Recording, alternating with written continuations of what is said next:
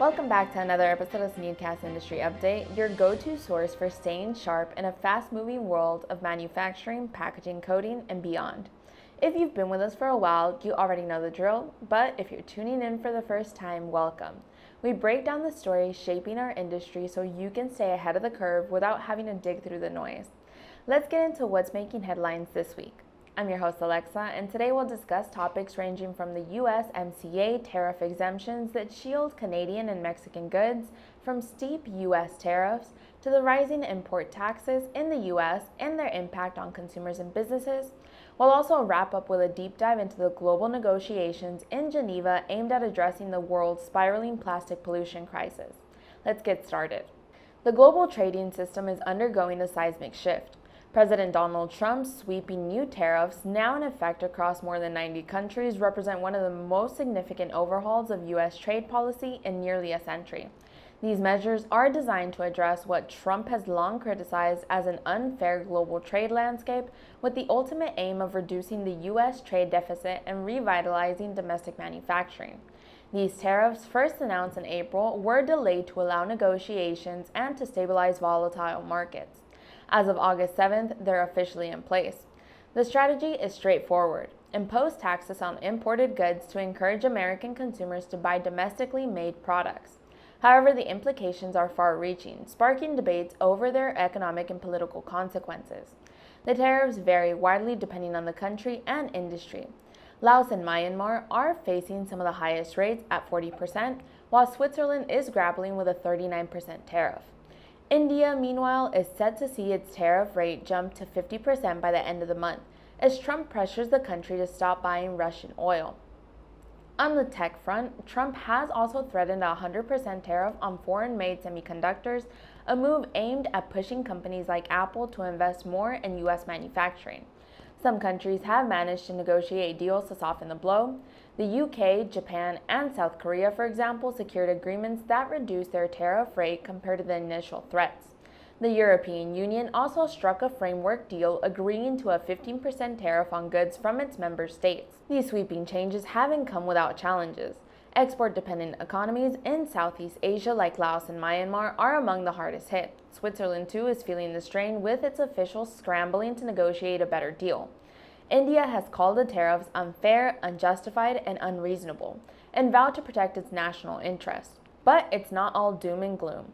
Some countries are finding ways to adapt. For example, Taiwan is continuing talks with the U.S. to reduce its 20% tariff rate, and major economies like the EU are working to stabilize trade relations through ongoing negotiations. The U.S. tariff rate is now at its highest in nearly a century.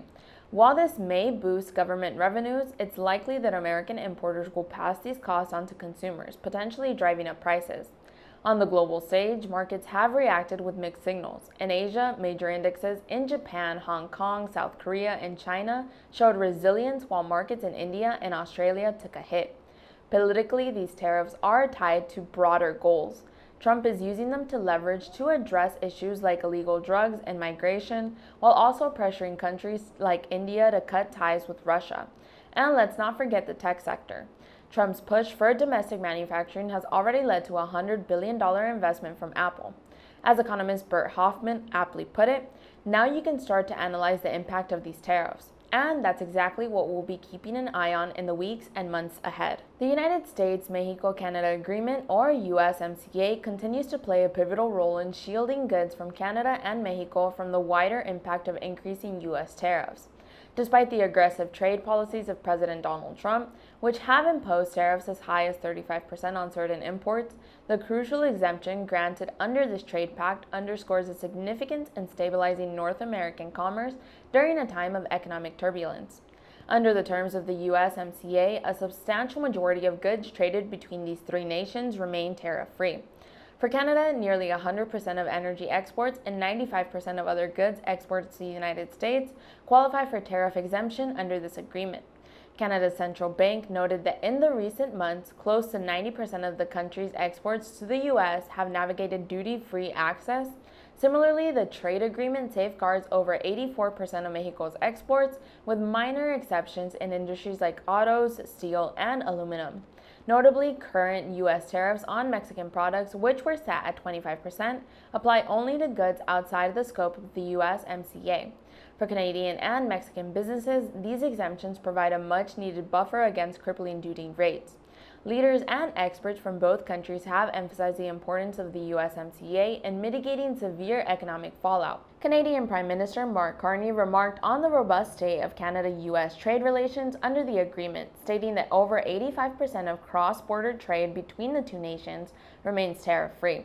Auto industry leaders echoed these sentiments, highlighting how the exemptions ensure vital supply chains remain uninterrupted while balancing U.S. interests in protecting certain industries with strict tariffs on specific sectors.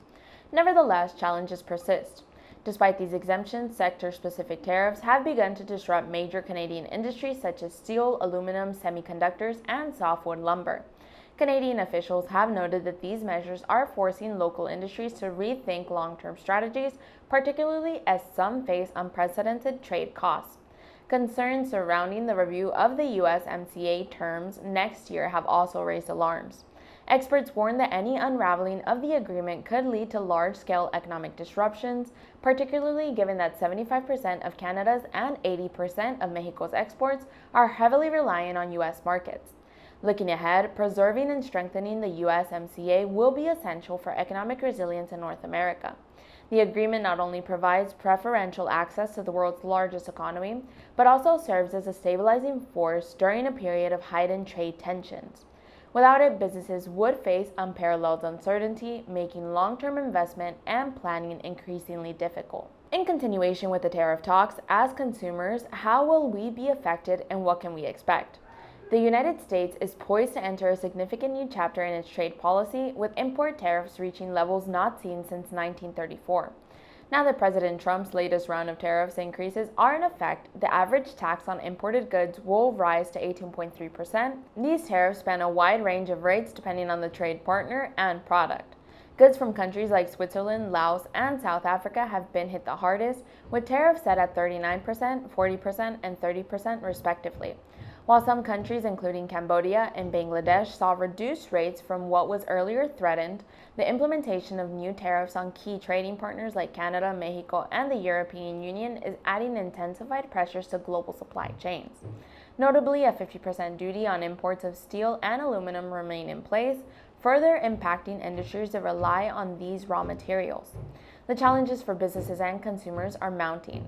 Americans are already beginning to feel the impact of these tariffs through higher consumer prices.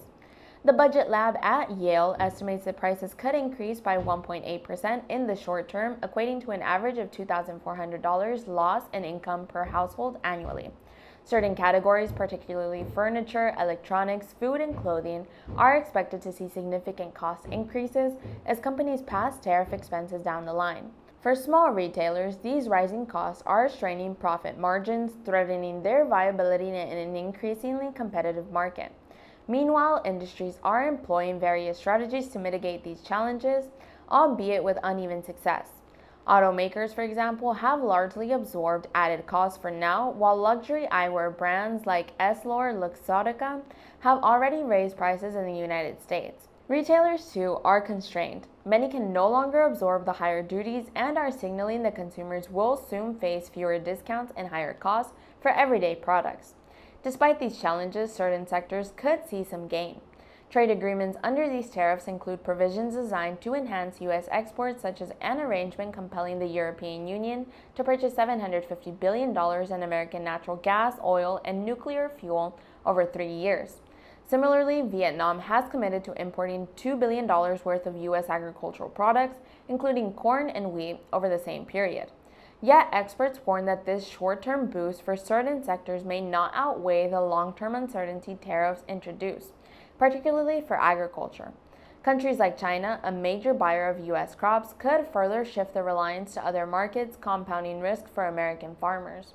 On a broader scale, this wave of tariffs is already upending global trade structures. The U.S. Court of International Trade has challenged Trump's authority to escalate tariffs without congressional approval, a case that could soon reach the Supreme Court. At the same time, businesses are taking steps to adjust from stockpiling goods ahead of deadlines to reconfiguring supply chains to lessen dependency on high tariff nations where possible. For consumers, the implications are stark. Food categories like bananas, coffee, fish, and liquor, which the U.S. does not produce in volume, are expected to cost more in the coming months. Prices in the apparel and footwear industries, relying on imports for over 90% of goods sold in America, are also creeping upward. With the back-to-school shopping season underway, families can already expect tighter budgets and higher spending. The long-term effects of these tariffs remain to be seen, but what is clear is their immediate impact on daily life for American households, the stability of industries, and the broader economy. Plastic pollution has emerged as one of the most pressing environmental crises of our time, threatening ecosystems, human health, and economies worldwide. Recently, nations have convened in Geneva for what could be a historic 10-day negotiation to finalize a legally binding international treaty aimed at addressing this spiraling crisis. The stakes are clear. Without urgent action, annual plastic waste leaking into aquatic ecosystems could surge by 50% by 2040, exacerbating the already dire consequences on biodiversity, ocean health, and vulnerable communities. For the first time in history, global consensus on addressing the full life cycle of plastic, spanning production, design, and disposal, is within reach. Negotiators aim to tackle plastic's pervasive impact through ambitious measures including redesigning products to be recyclable, improving waste management systems, and potentially curbing overall production. Chair Luis Vallas Valdivieso of the International Negotiating Committee emphasizes the significance of these talks, describing them as the world's final opportunity to forge an action-oriented agreement to end plastic pollution. However, critical divisions remain, most notably between countries advocating for production limits and those opposing such measures. Over 100 nations, led by countries like Panama, are staunchly pushing to cap plastic production, arguing that reducing output at its source is essential to achieving meaningful change. Conversely, major oil-producing nations, including Saudi Arabia, maintain that tackling pollution through enhanced recycling and waste management alone can't suffice, opposing broad restrictions on production levels. This conflict reflects broader geopolitical and economic interests, with plastics being a vital derivative of fossil fuels. Adding to the complexity, there is growing pressure from the private sector to set globally consistent rules. Companies such as Walmart, PepsiCo, and Coca-Cola, represented by the Business Coalition for a Global Plastics Treaty, have expressed support for measures that include reducing production alongside bolstering recycling. These businesses seek a harmonized approach to spare themselves the difficulties of operating under fragmented regulations across different countries. The United States has opted a more cautious stance, rejecting production caps or outright bans on certain plastics or chemical additives. Instead, the U.S. emphasizes improving waste collection, product design, and recycling efforts. While it recognizes the environmental cost of plastic pollution, the U.S. underscores plastic's importance to modern economies, mirroring the industry's perspective that production restrictions could lead to unintended economic consequences. The road to consensus will not be easy. The treaty's success hinges on unanimous agreement among the 175 participating nations, with some countries calling for decision-making by vote to avoid deadlock. Resistance from nations like India, Saudi Arabia, and Iran, which favor retaining consensus-based decision-making, could significantly slow progress. Meanwhile, environmental groups and vulnerable communities continue to advocate forcefully for measurable commitments. Greenpeace has called for at least a 75% reduction in plastic production by 2040, warning that recycling efforts alone will not be sufficient to resolve the problem.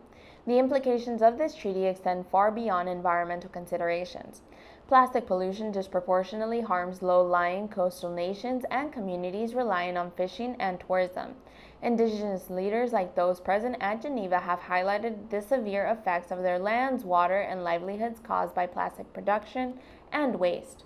Meanwhile, many affected stakeholders stress the moral and economic imperative of reducing global reliance on plastics to ensure sustainable development for future generations. While considerable work remains to bridge competing interests, these negotiations represent a pivotal moment. Whether through comprehensive production caps, binding commitments on waste management, or phased reductions in harmful chemicals, This treaty has the potential to lay the foundation for a cooperative global effort against one of humanity's most pervasive environmental threats. This episode of SNEED-CAST Industry Update is proudly brought to you by our SNEED-Pack Dual Guide Rail Inkjet Coating Conveyor. You can mount your printer directly onto the conveyor or printer stand, load your products, and watch as they pass by the printer, receiving perfectly printed information. The dual guide rails provide consistent support, ensuring accurate printing from start to finish, eliminate manual printing, and enhance efficiency in your production line with this automated solution. You can now experience seamless coding and marking for your products with the dual guide rail conveyor. That's it for this week's episode of SNEED-CAST Industry Update, but the conversation doesn't stop here. Make sure to like, comment, subscribe, and don't forget to hit the notification bell to stay up to date. We want to hear from you. Drop a comment and let us know what topics you'd like to see us dive into next. Until then, stay curious, stay informed, and we'll catch you in on the next one. Bye, everyone.